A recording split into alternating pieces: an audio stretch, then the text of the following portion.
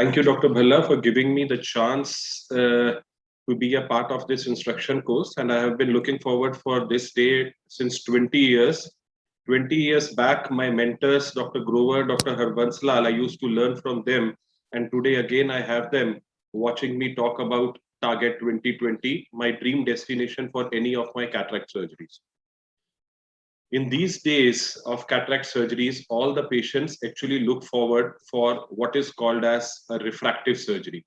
They have very high expectations and they want them to be a 6 by 6.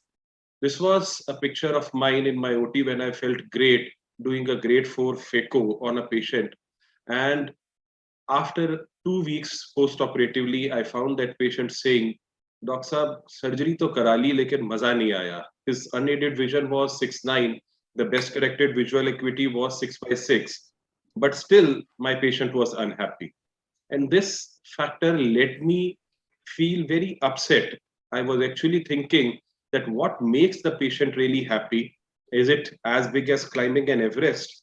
But later I realized that it is actually the patient's need to get a 2020 vision, the target 2020, and it is, I have to look forward, how can I achieve it?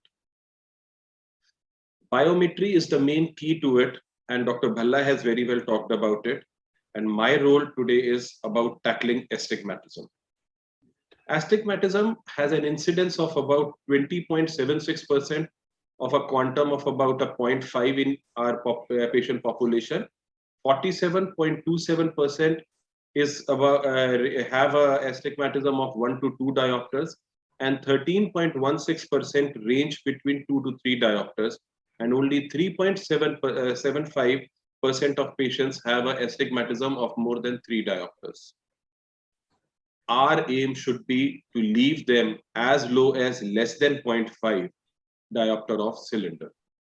The first step to actually tackle your astigmatism is to calculate your surgically induced astigmatism and learn to play with it. How do you play with it? Is that you can actually place the incision at the steeper axis, but the limitations exist that maximum you can handle is about a 0.75 diopter.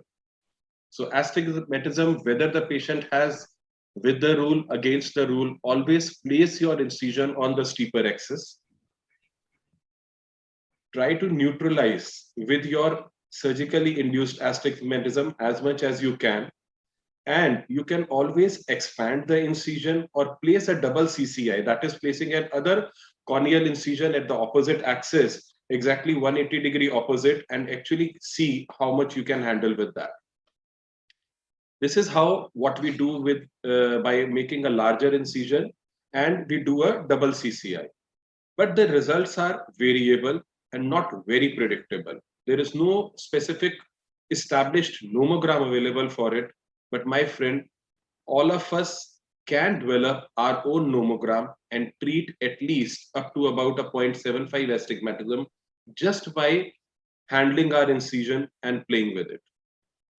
The next is the role of LRI, which initially in my residency days, I saw Dr. Grover doing a thesis on LRI.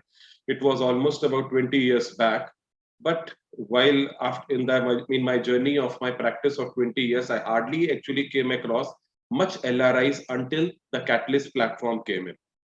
My dream platform, or I would say again, my platform, which is giving me a good flexibility of handling an astigmatism, is the Catalyst, where we can do a femto-assisted LRIs in these patients. This is a platform which shows the planning of an astigmatism, where you can see 2 incisions are planned in the picture above, this and the one at the opposite axis of about a 55-degree. And this is the picture which shows exactly that once the planning has been matched with the delivery in the patient's eye.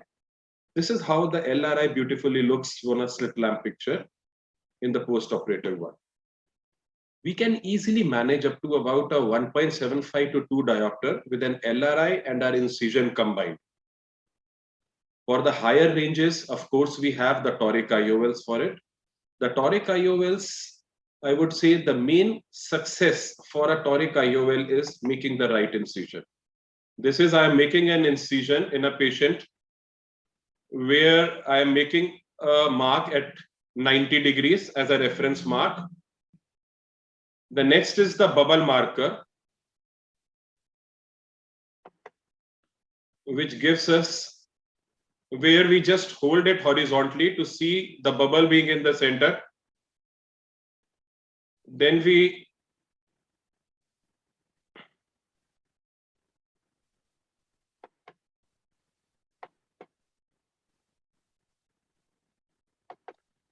place the bubble exactly horizontal, and our incision can be planned by making 3 points, two at 180 and one at 90. So this is how we place the bubble marker, by holding it in the inferior rim. We can also place a speculum, but that makes the patient a little uncomfortable. So this is my way of doing it. Later, when we take the patient on the table,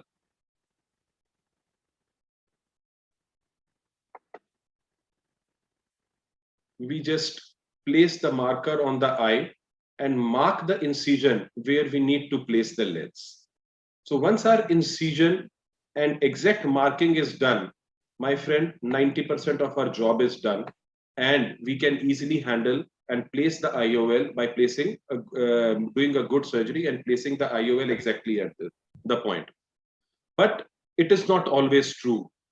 I am sharing you an experience with a patient who was referred to our clinic for astigmatism correction not being accomplished after implanting an toric IOL. The patient had a refraction of plus 1.75 with a minus 4, and the keratometry only had a 2.25. When I dilated the patient, I found that, to my utter surprise, the IOL had almost rotated 90 degrees. Mind it, 90 degrees. When we see that it has actually rotated 90 degrees, it actually started adding on to the astigmatism of the cornea and enlarged the cylinder from 2 to almost 4 diopters. The surgeon who had referred the patient was a bit skeptical, as the patient was getting cranky over the issue, and I explained the patient that we have the option of bioptics, but if I'll be able to handle or rotate the IOL, which was surgery was about 3 months old, and because of the lockdown, the patient actually couldn't attend any of the clinics in between. So this is how we handled the case. We just went in, tried to separate the bag from the IOL by pushing the anterior rhexis margin apart, went in, tried to inflate the bag maximum with the viscoelastic, and with a round spatula, I just tried to separate the capsule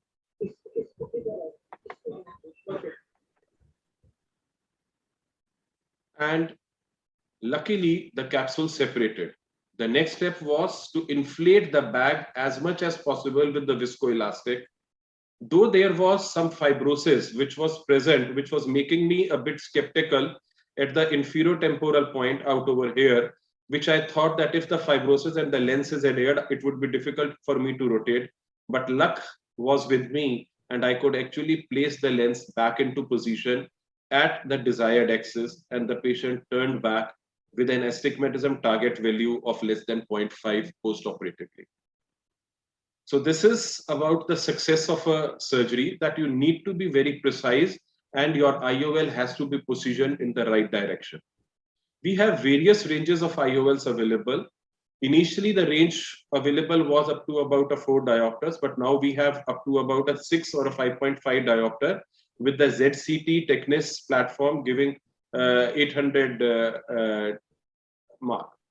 So whenever we are doing a toric IOL, we must always keep the few things in our mind is always have posterior cornea into consideration. This is the newest concept, which actually says that whenever in the initial days we were looking at the anterior topography and we only used to see that the patient had a astigmatism according to the anterior topography, there we were wrong and our estimation was always not right. With WTR astigmatism, that is the with the rule astigmatism, we tend to overestimate the astigmatism, and against the rule astigmatism, it was an under one.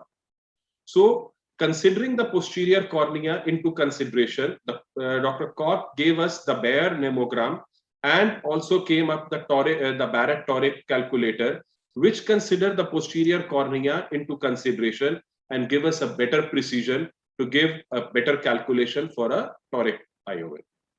Bioptics, as I mentioned previously, stands a good option.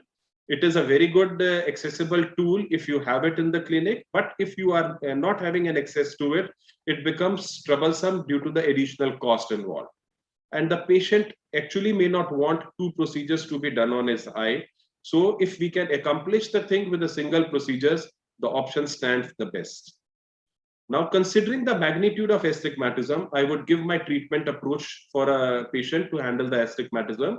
If you have an astigmatism less than 1, I think placing your incision at the right axis would take care of it. When the astigmatism ranges between 1 to 1.25, a paired CCI or a larger incision can very well handle it. But with the present scenario, I would actually opt for an LRI, femto if it is possible. And of course, when the astigmatism swells up to about a 1 to 2, I generally counsel the patient for a femto-assisted cataract surgery where we can handle the astigmatism very beautifully up to about 2 diopters. But if the patient does not agree, then anything between 1 to 6 can very well be handled with a toric IOL. Of course, if we are dealing with an astigmatism more than 2 or anything more than 6, we have to combine the various options available with us, that is the toric IOL combined with an LRI or a bioptics per se. So don't wait to give your patient with a astigmatism a legacy of excellent outcome. Start it now, I would say. And if you are not handling or giving attention to your astigmatism treatment, I must say that this is the way to go with it.